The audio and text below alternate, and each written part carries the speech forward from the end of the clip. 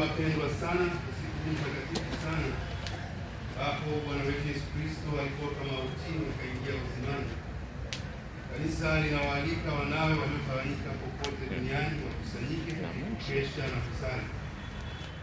Basi kama kumbukumbu ya Pasaka ya Bwana, wa kusikiliza neno lake na kutukuza mafumbo yake, tutakuwa na tumaini la kushiriki ushindi wake juu ya mauti na la kuishi pamoja naye katika Mungu.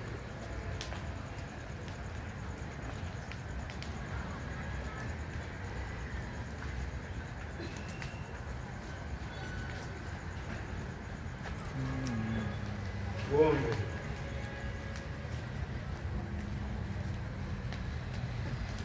Mungu ambaye kwa njia ya mwanao uliwapa waamini moto kwa mwanga wako, utakase moto huu mpya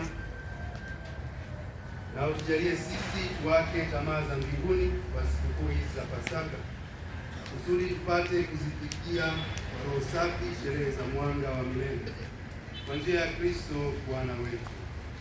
Amina.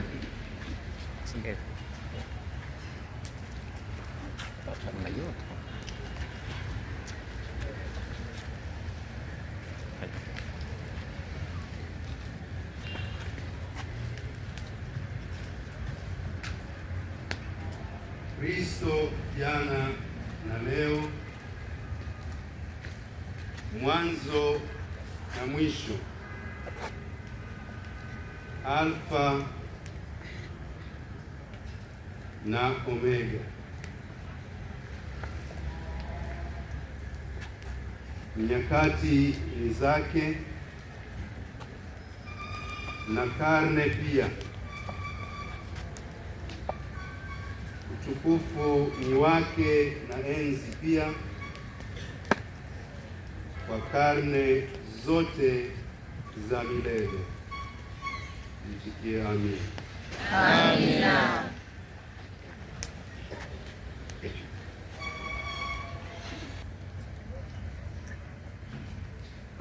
Na matukufu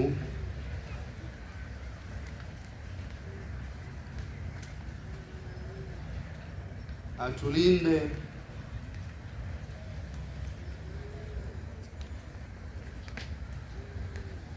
na kutuweka salama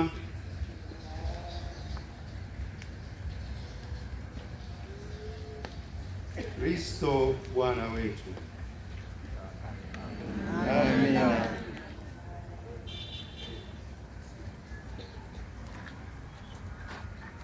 Tuondolee giza moyoni na akilini. Amina.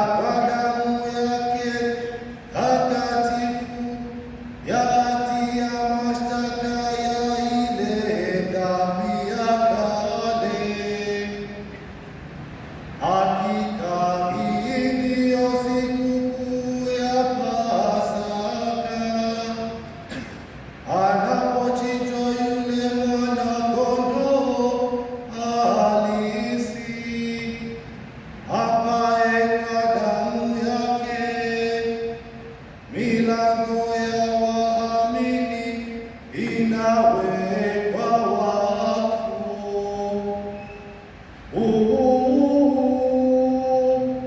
Ndio usiku ulipowatoa Misri mara ya kwanza baba zetu, wana wa Israeli, ukawavusha pakavu katika bahari ya Shamu.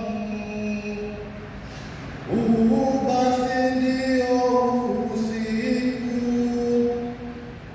uliotoa giza la dhambi, wa nuru ile ya nguzo ya moto. Ndio usiku ambapo leo popote duniani wenye kumwamini Kristo wanategwa na maovu ya dunia na giza la dhambi, wanarudishiwa naye neema na kushirikishwa utakatifu.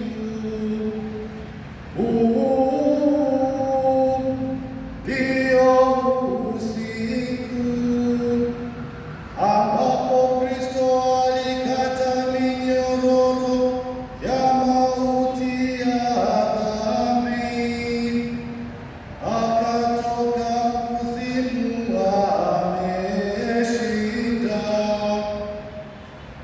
Kwa maana kuzaliwa hakungetufaa kitu, na tusingalikombolewa. Lo, jinsi gani huruma yako kwetu ni ajabu! Lo, wema usiopimika wa upendo ulimtoa mwanao upate kumkomboa mtumwa. Lo, kwa kweli ilihitajika dhambi ya Adamu iliyofutwa kwa kifo cha Kristo. Lo, kosa lenye heri lililostahili kumpata mkombozi mkuu kama huyo. Lo, usiku uliobarikiwa kweli, peke yake umestahili kujua majira na saa ya kufufuka kwake Kristo kutoka kuzimu. Ndio usiku ulioandikiwa, usiku utang'aa kama mchana, na usiku uniangaza kati ya furaha zangu.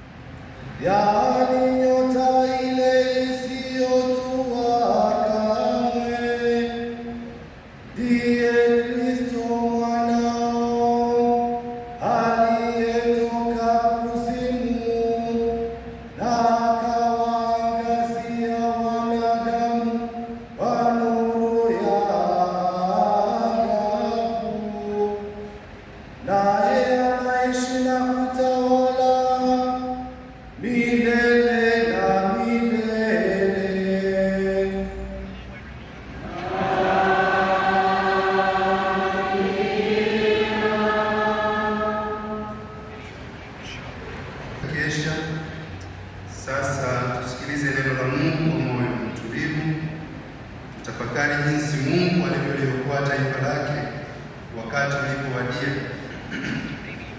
na mwishowe akamtuma kwetu mwanawe awe mkombozi. Tumwombe Mungu wetu aitimilize kazi hii ya Pasaka yenye kuleta wokovu ili tupate ukombozi kamili. Keti na kuzima mshumaa yetu, tusikilize la kitabu cha Mwanzo. Hapo mwanzo Mungu aliziumba mbingu na nchi, nayo nchi ilikuwa ukiwa tena utupu, na giza lilikuwa juu ya uso wa vilindi vya maji. Roho ya Mungu ikatulia juu ya uso wa maji. Mungu akasema, iwe nuru. Ikawa nuru. Mungu akaiona nuru ya kuwa ni njema. Mungu akatenga nuru na giza. Mungu akaita nuru mchana, na giza akaliita usiku. Ikawa jioni, ikawa asubuhi, siku moja. Mungu akasema, Na liwe anga katikati ya maji, likayatenge maji na maji. Mungu akalifanya anga, akayatenga yale maji yaliyo juu ya anga na yale maji yaliyo chini ya anga. Ikawa hivyo. Mungu akaliita lile anga mbingu. Ikawa jioni, ikawa asubuhi, siku ya pili. Mungu akasema, Maji yaliyo chini ya mbingu na yakusanyike mahali pamoja, ili pakavu paonekane. ikawa hivyo. Mungu akapaita pale pakavu nchi, na makusanyiko ya maji akayaita bahari. Mungu akaona ya kuwa ni vyema. Mungu akasema, Nchi na itoe majani, mche utoao mbegu, na mti wa matunda uzaao matunda kwa jinsi yake, ambao mbegu zake zimo ndani yake juu ya nchi. ikawa hivyo. Nchi ikatoa majani, mche utoao mbegu kwa jinsi yake, na mti uzaao matunda ambao mbegu zake zimo ndani yake kwa jinsi yake. Mungu akaona ya kuwa ni vyema. Ikawa jioni, ikawa asubuhi, siku ya tatu. Mungu akasema, Na iwe mianga katika anga la mbingu, ili itenge kati ya mchana na usiku, nayo iwe ndiyo dalili na majira na siku na miaka, tena iwe ndiyo mianga katika anga la mbingu, itie nuru juu ya nchi. ikawa hivyo. Mungu akafanya mianga miwili mikubwa, ule mkubwa utawale mchana na ule mdogo utawale usiku. Akafanya na nyota pia. Mungu akaiweka katika anga la mbingu itie nuru juu ya nchi, na kuutawala mchana na usiku, na kutenga nuru na giza. Mungu akaona ya kuwa ni vyema. Ikawa jioni, ikawa asubuhi, siku ya nne. Mungu akasema, Maji na yajawe kwa wingi, na kitu kiendacho chenye uhai, na ndege waruke juu ya nchi katika anga la mbingu. Mungu akaumba nyangumi wakubwa na kila kiumbe chenye uhai kiendacho, ambavyo maji yalijawa navyo kwa wingi kwa jinsi zao, na kila ndege arukaye kwa jinsi yake. Mungu akaona ya kuwa ni vyema. Mungu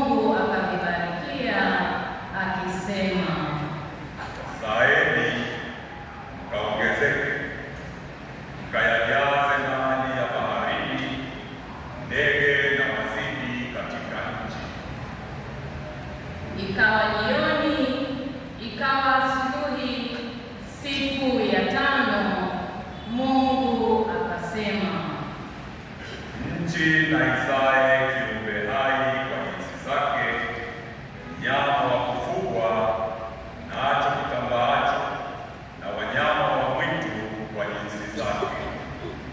Ikawa hivyo.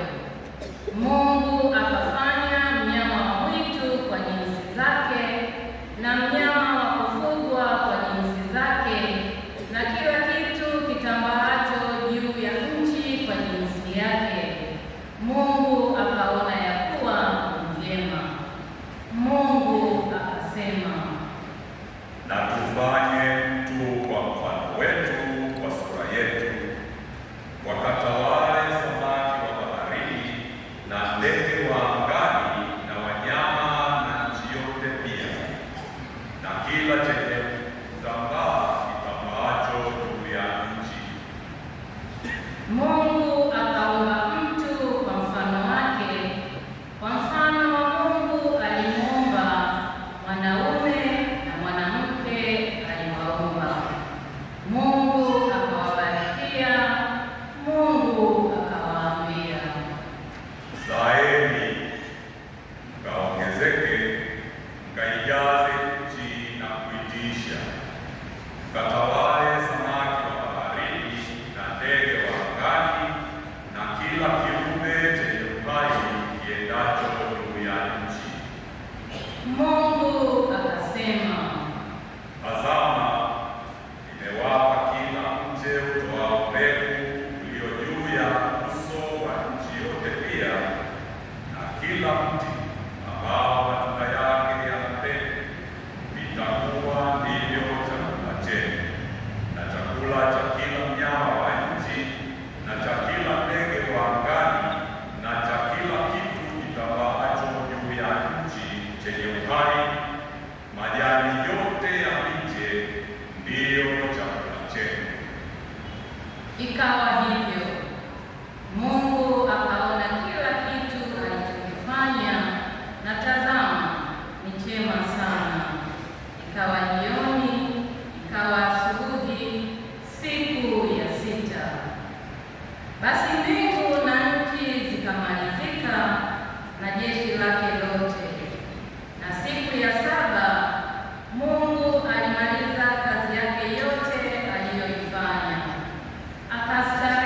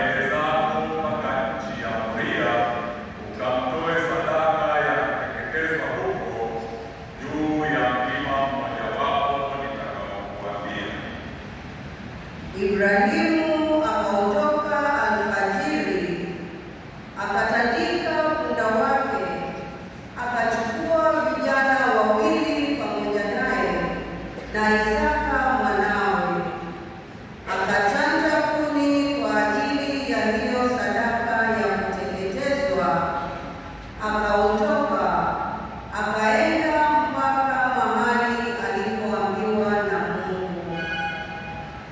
Siku ya tatu Ibrahimu akainua macho yake, akapaona mahali pakali mbali. Ibrahimu akamwambia vijana wake, kaeni ninyi hapa pamoja na punda, na mimi na vijana tutakwenda kule kwa tukaabudu na kuwarudia tena. Basi Ibrahimu akazitwaa kuni na hiyo sadaka, akamtwika Isaka mwanawe, akatoa moto na kisu mkononi mwake, wakaenda wote wawili pamoja. Isaka akasema na Ibrahimu baba yake akinena, Babangu. naye akasema, Mimi hapa mwanangu. akasema, Tazama, moto uko na kuni zipo, lakini yuko wapi mwana-kondoo kwa sadaka ya kuteketezwa? Ibrahimu akasema, Mungu atanipatia mwana-kondoo kwa hiyo sadaka mwanangu. basi wakaendelea wote wawili pamoja, wakafika mahali pale alipoambiwa na Mungu.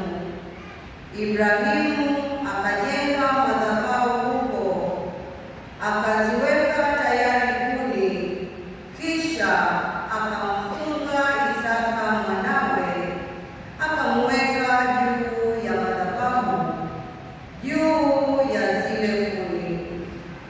Ibrahimu akanyoosha mkono wake, akakitwaa kisu ili amchinje mwanawe.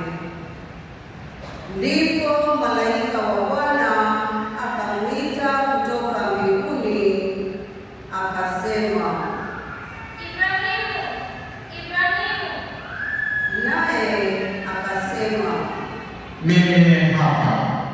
akasema, Usimnyoshee tena mkono wako, wala usimtendee neno, kwa maana sasa ninajua ya kuwa unamcha Mungu, iwapo hukunizuilia mwanao wa pekee. Ibrahimu akainua macho yake akaangalia, na tazama, kondoo mume yuko nyuma yake, amenaswa pembe yake katika kichaka. Basi Ibrahimu akaenda akamtoa huyo kondoo, akamtoa awe sadaka ya kuteketezwa badala ya mwanawe. Ibrahimu akapaita mahali hapo Yehova Yire, kama watu wasemavyo hata leo, katika mlima wa Bwana itapatikana. Malaika wa Bwana akamwita Ibrahimu mara ya pili kutoka mbinguni, akasema, Nimeapa kwa nafsi yangu, asema Bwana, kwa kuwa umetenda neno hili, wala hukunizuilia mwanao wa pekee. Katika kubariki nitakubariki, na katika kuzidisha nitauzidisha uzao wako, kama nyota za mbinguni na kama mchanga ulioko pwani, na uzao wako utamiliki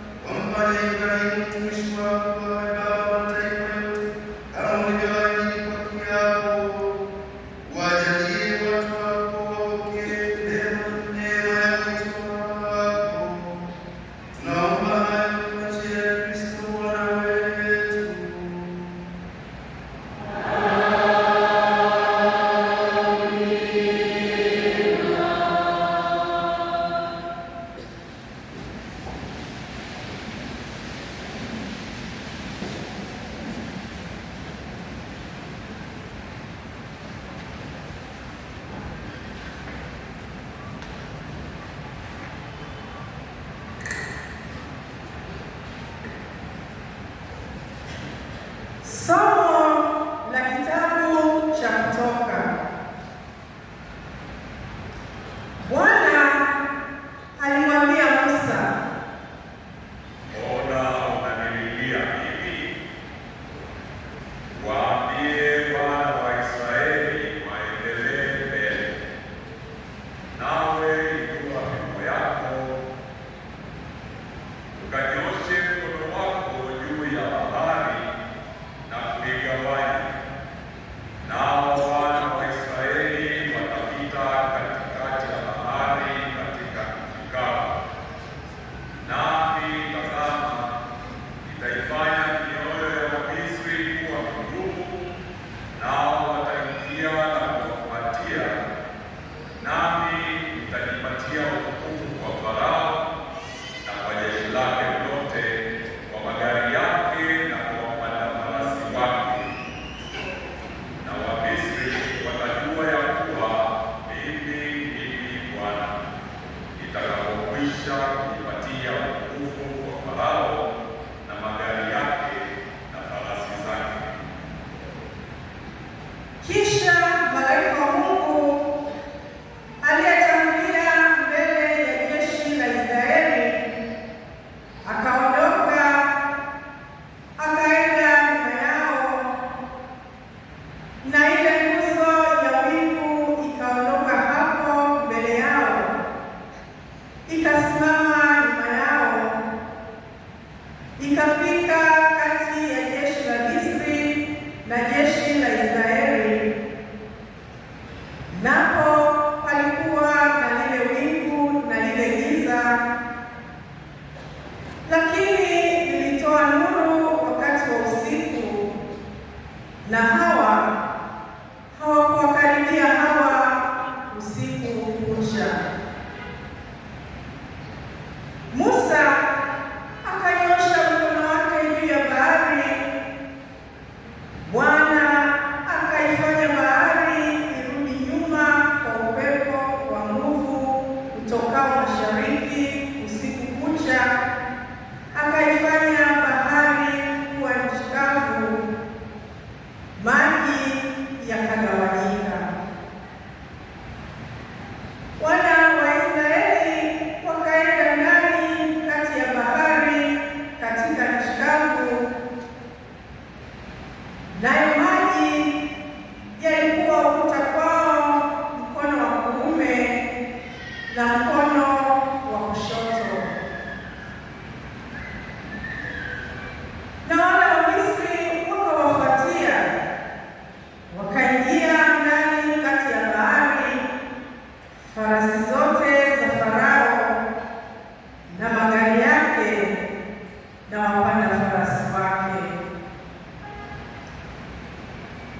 Ikawa katika zamu ya alfajiri, Bwana akalichungulia jeshi la Wamisri katika ile nguzo ya moto na ya wingu, akalifadhaisha jeshi la Wamisri. Akayaondoa magurudumu ya magari yao hata yakaenda kwa uzito, na Wamisri wakasema, Na tukimbie mbele ya Israeli, kwa kuwa Bwana anawapigania kinyume cha Wamisri.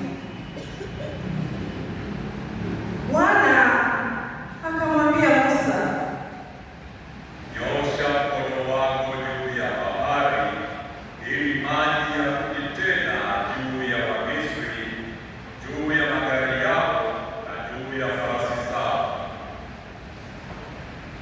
Musa akaunyosha mkono wake juu ya bahari, na kulipopambazuka bahari ikarudi kwa nguvu zake. Wamisri wakakimbia mbele yake, na Bwana akawapukutia mbali hao Wamisri kati ya bahari. Yale maji yakarudi yakafunikiza magari na wapanda farasi, hata jeshi lote la Farao lililoingia katika bahari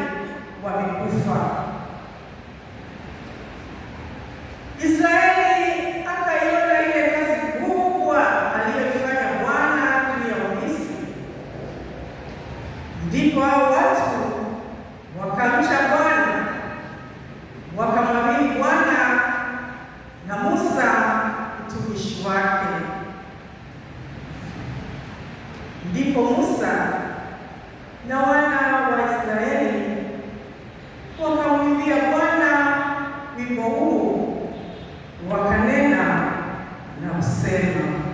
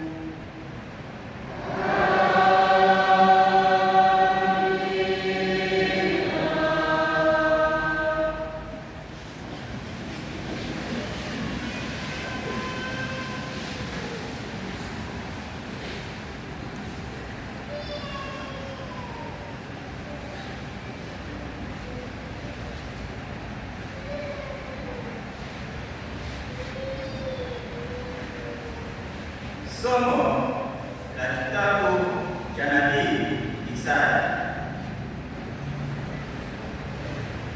Kwa sababu mume wako ni mume wako, Bwana wa majeshi ndilo jina lake, na Mtakatifu wa Israeli ndiye mkombozi wako. Yeye ataitwa Mungu wa dunia yote. Maana Bwana amekuita kama mke aliyeachwa na kuhuzunishwa rohoni, kama mke wakati wa ujana atupwapo, asema Mungu wako. Kwa kitambo kidogo nimekuacha, lakini kwa rehema nyingi nitakukusanya. Kwa ghadhabu ifurikayo na nikuficha uso wangu dakika moja, lakini kwa fadhili za milele nitakurehemu, asema Bwana mkombozi wako.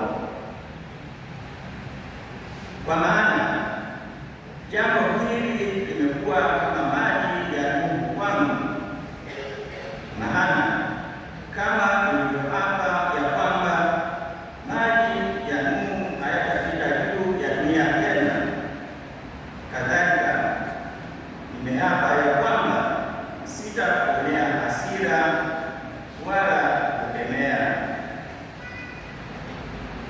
Maana milima itaondoka na milima itaondolewa, bali wema wangu hautaondoka kwako, wala agano langu la amani halitaondolewa, asema Bwana akurehemuye. Ewe uliyeteswa, uliyerushwa na kufanya, usiyetulizwa, tazama, nitaweka mawe yako kwa rangi nzuri, nitaweka misingi yako kwa yakuti samawi,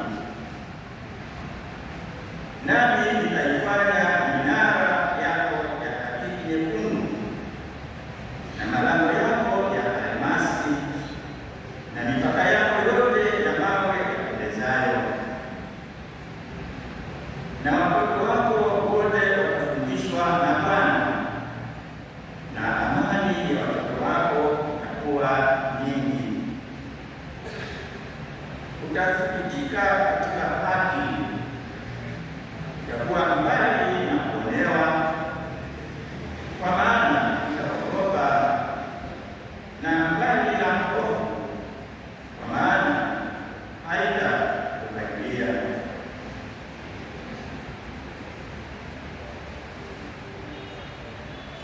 Neno la Bwana.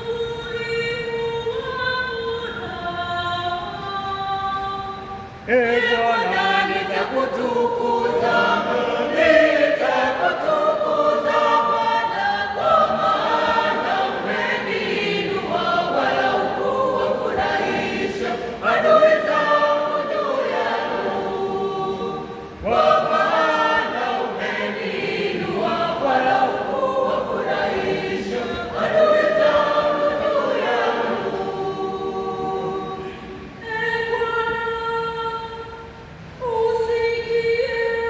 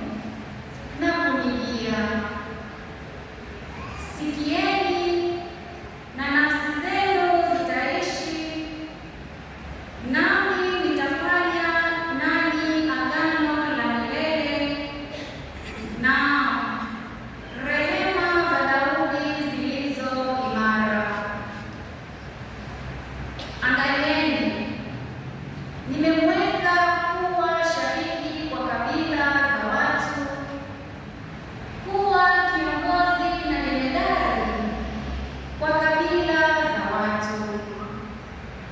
Tazama, utaita taifa usilojua, na taifa lisilokujua wewe litakukimbilia, kwa sababu ya Bwana Mungu wako na kwa ajili yake Mtakatifu wa Israeli, maana amekutukuza. Mtafuteni Bwana maadamu anapatikana,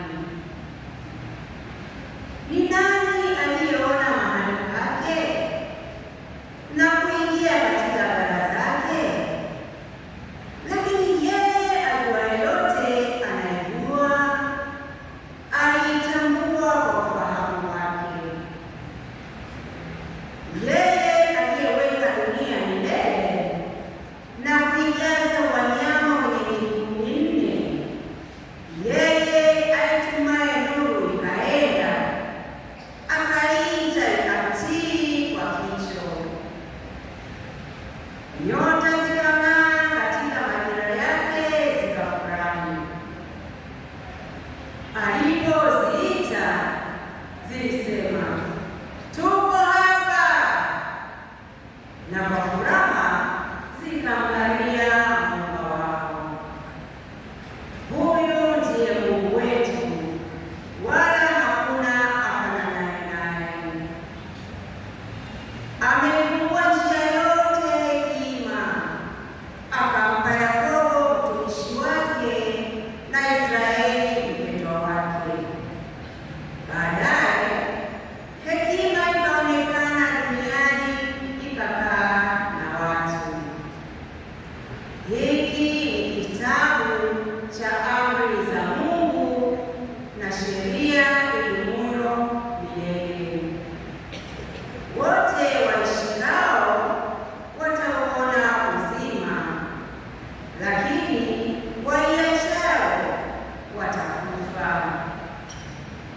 Rudi ye Yakobo, uishike, uiendee nuru yake katika mwanga wake.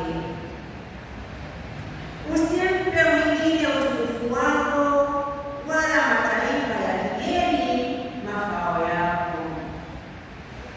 Ee Israeli, tu heri sisi, maana mambo yampendezayo Mungu yamejulishwa kwetu. Neno la Bwana.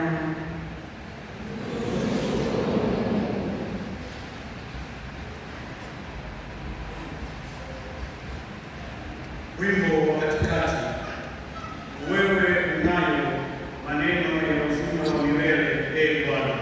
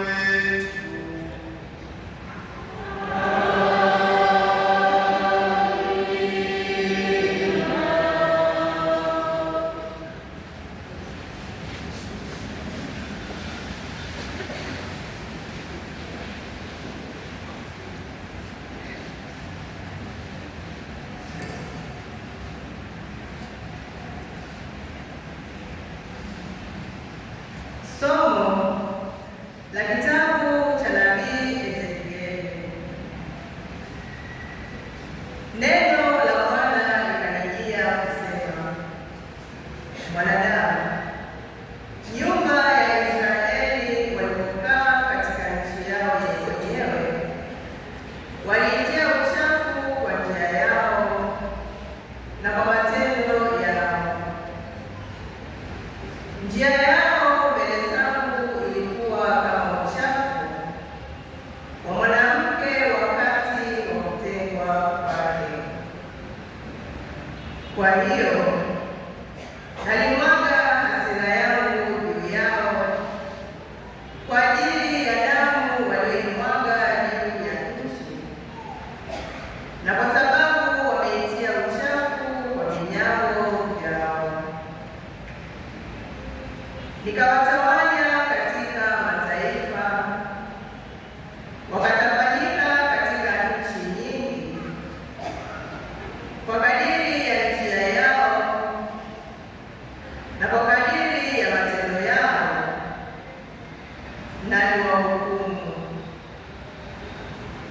Nao walipoyafikiria mataifa yale waliyoyaendea, walilitia unajisi jina langu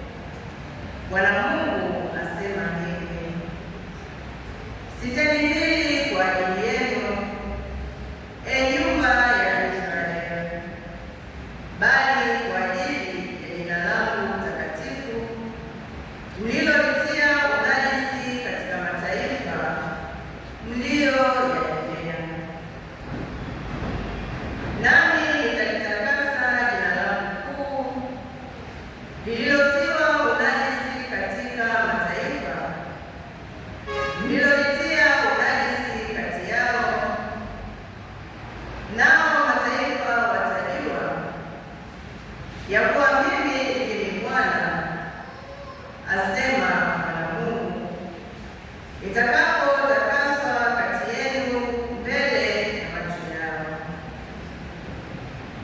Maana nitawatoa kati ya mataifa, nami nitawakusanya na kuwatoa katika nchi zote na kuwarudisha katika nchi yenu wenyewe,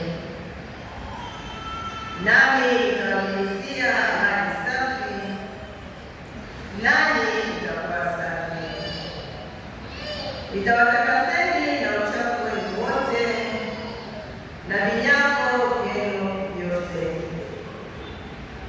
nami nitawapa ninyi moyo mpya, nami nitatia roho mpya ndani yenu, nami nitatoa moyo wa jiwe uliomo ndani ya mwili wenu, nami nitawapa moyo wa nyama,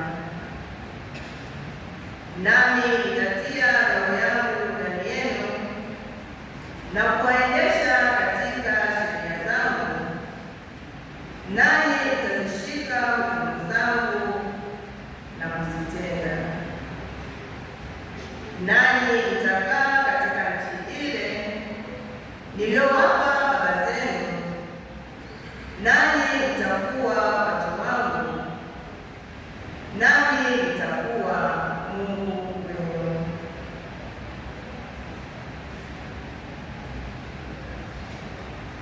Neno la Bwana.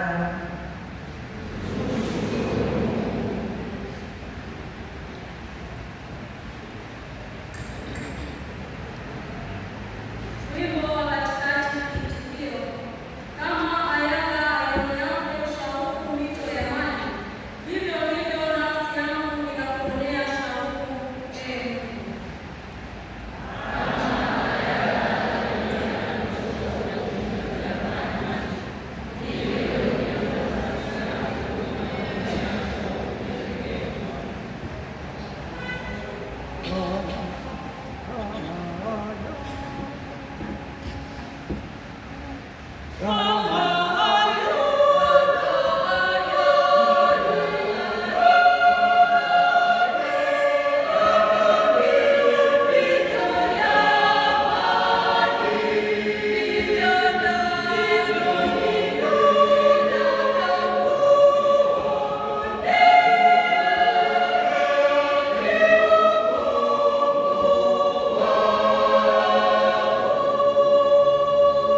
Mama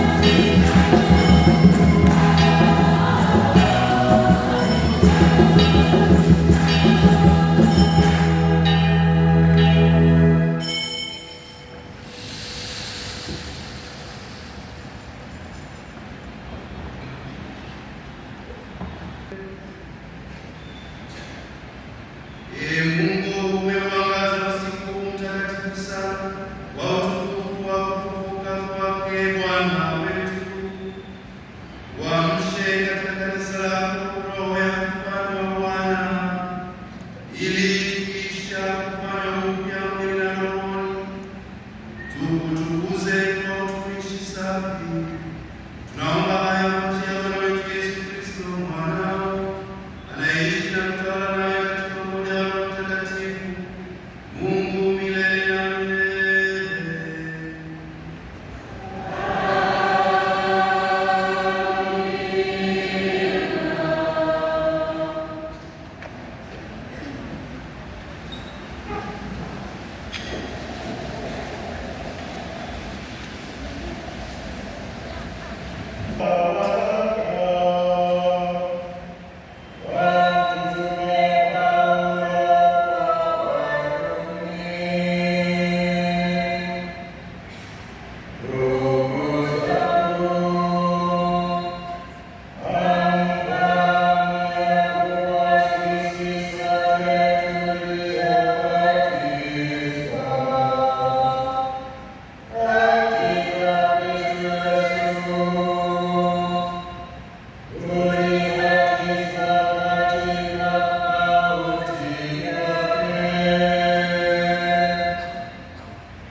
Baba